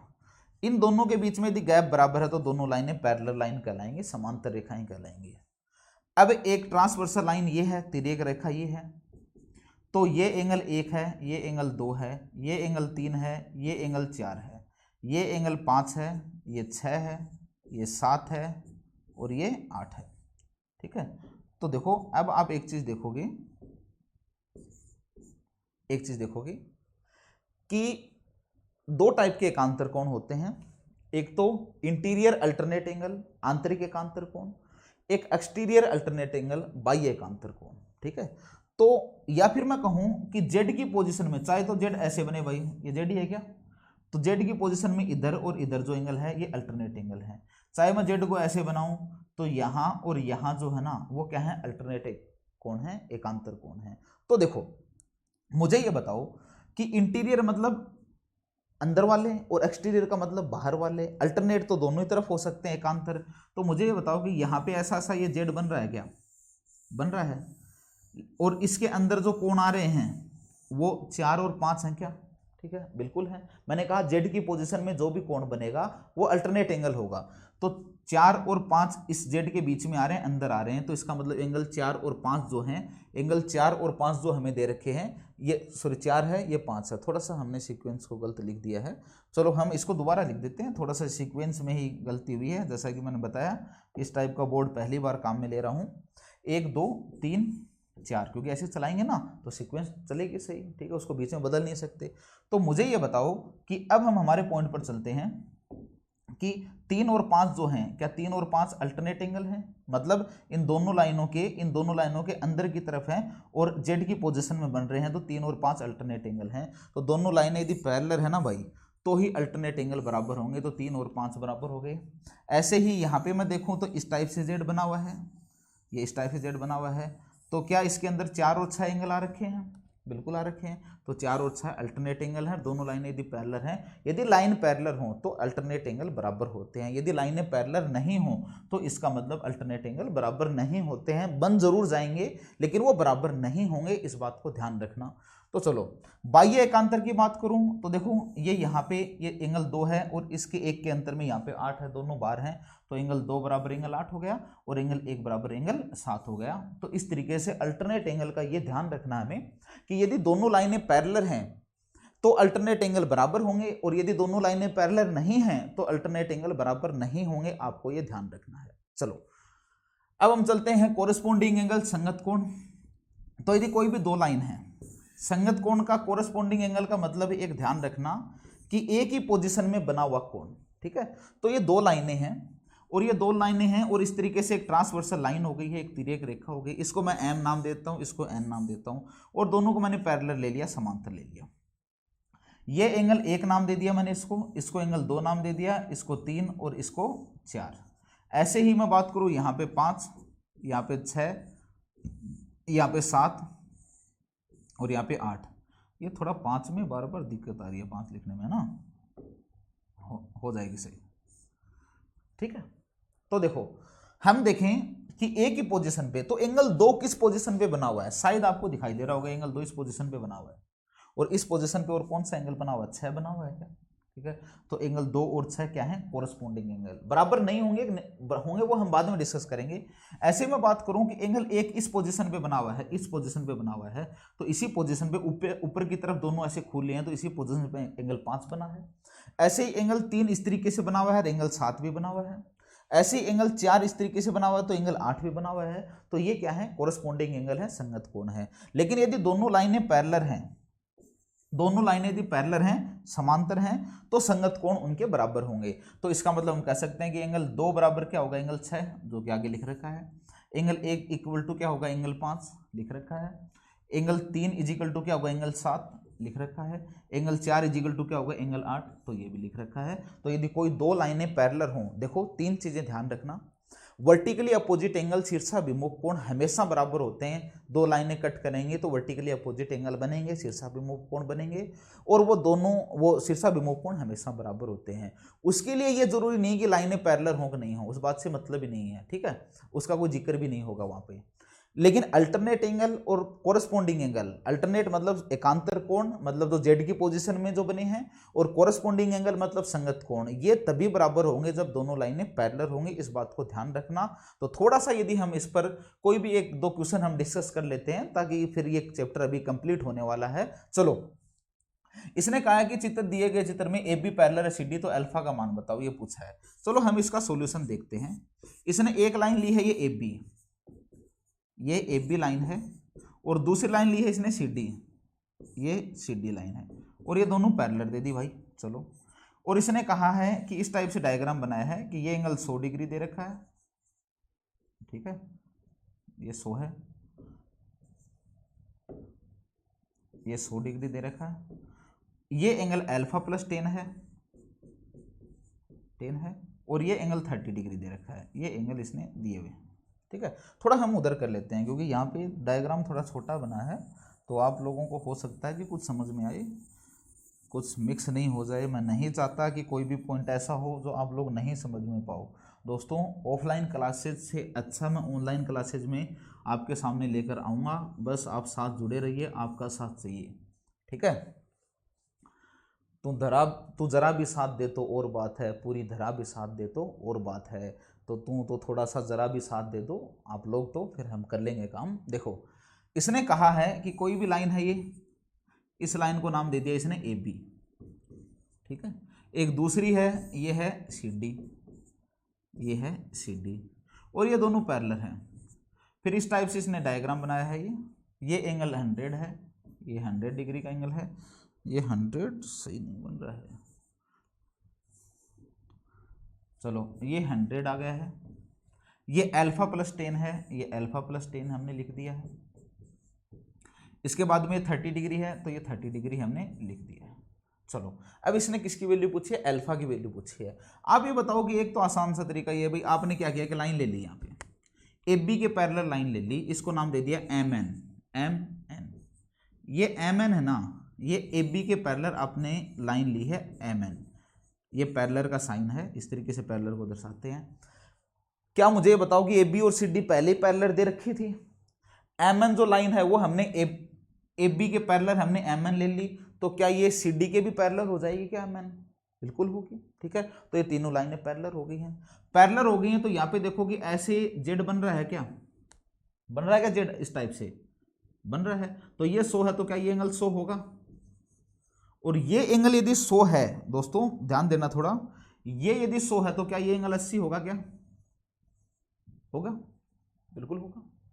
इसी तरीके से मैं आगे मैं बात करूं कि यहां पे इस लाइन और इस लाइन को देखो, तो ऐसे जेड बना सकते हैं क्या, ऐसे बना सकते हैं। तो ये 30 है, तो क्या ये एंगल 30 होगा। चलो इसको थोड़ा सा रेड मार्कर से हम बता देते हैं, ताकि आप लोग कंफ्यूज नहीं हो बिल्कुल। देखो ये 30 है, तो क्या यहां से लेकर यहां तक ये 30 होगा क्या पूरा। ये पेन नहीं बदल रहा है थोड़ा सा, ये जो है ये 30 है, क्योंकि ये 30 है तो ये भी 30। अब मुझे ये बताओ कि ये जो पूरा एंगल है, ये जो पूरा एंगल है जो अल्फा प्लस 10 दे रखा है, तो क्या मैं alpha plus 10 is equal to, क्या मैं 80 प्लस का 30 110 110 डिग्री लिख सकता हूँ क्या? बिल्कुल लिख सकता हूँ। तो क्या अल्फा बराबर 10 उधर जाएगा, इससे माइनस होगा तो 100 डिग्री आएगा क्या? बिल्कुल आएगा। और यही इसने पूछा है कि अल्फा की वैल्यू बताओ, तो अल्फा की वैल्यू क्या होगी? 100 डिग्री होगी। ठीक है, समझ रहे हो मेरी बात को? आगे चले, चलो एक दो क्वेश्चन और कर लेते हैं। ज्योमेट्री थोड़ा इंटरेस्टिंग इसलिए नहीं लगता है कि ज्योमेट्री में क्या है कि क्वेश्चन में स्टेटमेंट नहीं होते, किसी के नाम नहीं होते, रेखा रेखा मिलती है हमें, और उसके अलावा कोई भी नाम नहीं होते हैं, लेकिन हमें सब कुछ मिलेगा, आप थोड़ा सा ध्यान रखिए। चलो अगला क्वेश्चन है, इसने कहा कि दिए गए चित्र में ए बी जी एच और डी ई तथा जी एफ बी डी और एच आई ये पैरेलल दे रखी है। मतलब ए बी चाहे तो इसने इतनी बना रखी है, मैं पूरा भी बना सकता हूँ इसको इस टाइप से, ए बी, ये जी एच और ये एफ, ये तीनों पैरेलल हैं। फिर इसने कहा है जी एफ बी डी और एच आई पैरेलल है, ये जी एफ है तो ऐसे पूरी भी लाइन हो सकती है, और ये बीच में बी डी है और ये एच आई है, तो ये तीनों ऐसे पैरेलल कर दी और ऐसे पैरेलल कर दी। ठीक है, आगे इसने कहा है कि कोण F G C is equal to 80 degree है, तो सी एच आई का मान ज्ञात करो। दोस्तों सीधी साधा सा एक आसान सा डायग्राम है आपके सामने, ठीक है, जो बहुत सारे लोगों के घरों में ऐसा डायग्राम मिल जाता है। इसने एंगल एफ कौन सा दिया है? एफ जी सी। तो एफ जी सी मतलब ये एंगल इसने कितना दिया है भाई? ये एंगल इसने दिया है 80 डिग्री। ठीक है, और हमसे कौन सा एंगल पूछा है? देखो इसने पूछा है कि सी एच आई, तो सी है, एच है, आई है, ये एंगल हमसे पूछा है। मुझे ये बताओ कि जी एफ लाइन ऊपर है आपकी, ये जी एफ लाइन है, और इसके नीचे ये जो एच आई जो एच आई इतना लिखूँ तो एच आई को मैं पूरा बना दूँ। ठीक है, एक ये लाइन ऐसे आ रही है क्या? ये 80 दे रखा है, तो मुझे बताओ कि ये कितना होगा? ये भी क्योंकि जेड की पोजीशन में, तो ये भी कितना होगा? 80 डिग्री। यही आपसे पूछा है कि ये एंगल बताओ, तो ये एंगल कितने डिग्री का हो जाएगा? 80 डिग्री का। यही हमारे क्वेश्चन का आंसर है, बस कुछ सोचने की जरूरत ही नहीं है, क्योंकि ये 80 है तो ये भी क्या होगा? 80। ठीक है, समझ रहे हो मेरी बात को? चलो थोड़ा सा बोर नहीं होना है भाई। अगले क्वेश्चन पे यदि हम चलें, इसने कहा कि दिए गए चित्र में ए बी और सी डी पैरेलल हैं, तो गामा का ये गामा पूछा है। देखो सॉल्यूशन करें हम इसका। एक लाइन इसने ए बी ली है, ये लाइन ए बी ली है, और दूसरी लाइन इसने सी डी ली है, तो दूसरी ये हमने सी डी ले ली, ये डी है, ये सी है। इसने ऐसा सा डायग्राम बना दिया भाई, ये अल्फा है। मुझे ये बताओ कि मैं ए बी के पैरेलल यदि कोई भी मैं लाइन ले लूँ इस तरीके से, ये जो लाइन है ए बी के पैरेलल ले ली, तो क्या ये अल्फा है तो ये भी अल्फा होगा क्या दोस्तों? बिल्कुल होगा, अल्टरनेट एंगल। ठीक है, इसी तरीके से ये बीटा है, क्योंकि अभी भी बताया कि ये इसके पैरेलल है, तो ये तीनों आपस में पैरेलल हो जाएंगे क्योंकि ये पहले से ही पैरेलल है। ठीक है, तो ये बीटा है, तो क्या ये भी बीटा होगा क्या? बिल्कुल होगा। तो आप कह सकते हो कि ये जो एंगल गामा था, ये एंगल किसके बराबर आ गया? इसके टुकड़े और इस दोनों को ऐड कर दो तो ये पूरा एंगल बन जाएगा, ये पूरा बनते ही किसका क्या आ जाएगा? गामा आ जाएगा। तो आप कह सकते हो गामा इज इक्वल टू क्या होगा? अल्फा प्लस का बीटा। यही आपसे पूछा था कि बताओ angle gamma is equal to क्या होगा? तो अल्फा प्लस बीटा होगा। ठीक है, चलो एक और क्वेश्चन देख लेते हैं। इसने हमसे कहा है कि दिए गए चित्र में A B parallel C D है, तो किसकी वैल्यू पूछे? ए की। चलो एक बार के लिए हम यहाँ पे डायग्राम बना देते हैं, यहाँ पे थोड़ी ज़्यादा जगह है तो डायग्राम अच्छा बनेगा। एक ये ए बी है, इसका नाम इसने ए बी दिया है। दूसरा इसने कहा है कि एक सी डी है, दोस्तों ये सी डी है। ठीक है, ए बी और सी डी है, ये दोनों पैरेलल दी हैं। चलो ये दोनों पैरेलल ले लिए, समांतर ले ली। फिर कह रहा है कि ए की वैल्यू बताओ, ऑप्शन दे रखे हैं। ऐसा सा इसने एंगल ए बना रखा है, ये एंगल ए दे रखा है पूरा, ये एंगल स्मॉल ए, ये बी दिया है और ये सी दिया है। मुझे ये बताओ, चाहे तो पहले वाला क्वेश्चन किया है, या फिर आप ये बताओ कि एक सीधी लाइन यहाँ पे भी ले लेते हो, इस ए बी के पैरेलल एक लाइन ले ली आपने, थोड़ी देर पहले बताइए इसके पैरेलल ले लिया आपने, ये और ये पहले पैरेलल है, तो क्या ये तीनों पैरेलल हो गई? तो क्या ये बी है तो ये बी है, तो ये बी होगा कि नहीं होगा? इसी तरीके से ये सी है तो ये एंगल सी होगा, अल्टरनेट एंगल है। मुझे ये बताओ कि इस पॉइंट पर जो तीनों एंगल हैं ये पूरा ए, ये सी और ये बी, तो क्या ए प्लस बी प्लस सी तीनों का सम कितना होगा? तीनों का सम 360 डिग्री होगा। ये पूरा घूम गया है। इसने पूछा है 360 डिग्री को, जैसे इसने पाई में पूछा है, तो क्या मैं 360 डिग्री को पाई लिख सकता हूँ? 2 पाई लिखूंगा, पाई का मतलब 180 डिग्री, तो 2 पाई का मतलब 360 डिग्री। तो मैं a प्लस बी प्लस सी के बराबर, क्योंकि जैसा ऑप्शन है ना, थोड़ी देर पहले बताया था, जैसे हालात होते हैं वैसे ही हमें अपने आप को करना होता है। तो पाई में तो 2 पाई लिख दिया भाई। इसने पूछा वैल्यू ए की बता दो, ए की वैल्यू बतानी है तो बी को भी उधर भेजूंगा, माइनस में आ जाएगा, सी को भी इधर भेजेंगे तो माइनस में आ जाएगा। तो फाइनल आंसर क्या हो जाएगा, 2 पाई माइनस बी माइनस का सी, ये इसका आंसर है। समझ पा रहे हो मेरी बात को? तो ये क्या है, पॉइंट बिल्कुल छोटे छोटे पॉइंट थे, लेकिन इन पर क्वेश्चन बहुत सारे बन जाते हैं। देखो पहले हम जो भी थ्योरम करेंगे, आगे थ्योरम चलेंगे क्योंकि अभी तक थ्योरम नहीं आए हैं, अभी तो वर्टिकली अपोजिट एंगल को ही हमने प्रूव किया है। नेक्स्ट क्लास बहुत इंपॉर्टेंट होने वाली है, अब हमारी रेगुलर क्लासेस चलेंगी, तो थोड़ा सा ध्यान रखना इस बात का कि जो भी हम थ्योरम करें उस थ्योरम को बहुत अच्छे तरीके से समझना है। क्वेश्चन की खूब सारी प्रैक्टिस करेंगे, आपके सामने हम कुछ ऐसा भी करेंगे कि आपके सामने पीडीएफ होगी, मैं क्वेश्चन नंबर 1 बताऊंगा, क्वेश्चन नंबर 2 बताऊंगा। तो दोस्तों जो हमारा स्कॉलर्स कैरियर एकेडमी का जो टेलीग्राम चैनल है उसे ज़रूर ज्वाइन करें ताकि आपके पास सारी अपडेट आएँ। इसके साथ साथ चैनल को लाइक शेयर और सब्सक्राइब करना नहीं भूलें। कैसा लगा, जो भी पीछे गलतियां थी उसको इस वीडियो में सुधारा है, इसमें जो होंगी अगले में सुधारेंगे। सिर्फ हम अपना काम करते चलेंगे, अपने कर्तव्य पथ पर चलते रहेंगे, लोग जुड़ते जाएंगे, कारवां बनता जाएगा। आगे मिलते हैं नेक्स्ट क्लास में, आज के लिए इतना ही। बहुत अच्छा लगा आप लोगों से मिलकर। चलो आज के लिए थैंक यू, मिलते हैं अगली क्लास में।